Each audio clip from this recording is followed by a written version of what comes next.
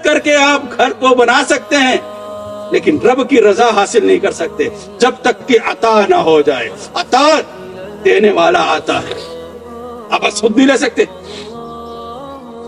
اب اسخود ہونا تھا تو یونیورسٹیاں کھلے ہوئے ہیں, کالجز موجود, اسکول موجود ہیں, تو بات یہ ہونی چاہیے تھی کہ جی ہم نے تو داخلہ بھی نہیں کرانا ہے, ہم نے داخلہ بھی نہیں کرانا ہے, ہم تو کالج بھی نہیں جائیں گے, لیکن ہم تو جی فلاں یونیورسٹی کے, فلاں کالج کے, فلاں اسکول کے ہم تو اسٹوڈنٹ ہیں. جی آپ کو بیٹھنے دے گا امتحانی حال میں؟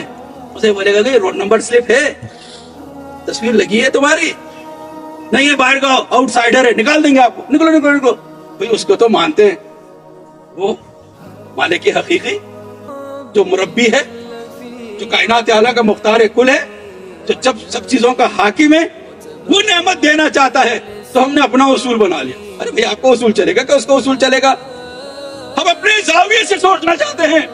آپ کے زاویے سے چیزیں نہیں چلیں گی, چلیں گی وہی جو 1400 سال پہلے, 1500 سال پہلے تھی. کیونکہ اسلام کی مثال شجر کی دی ہے.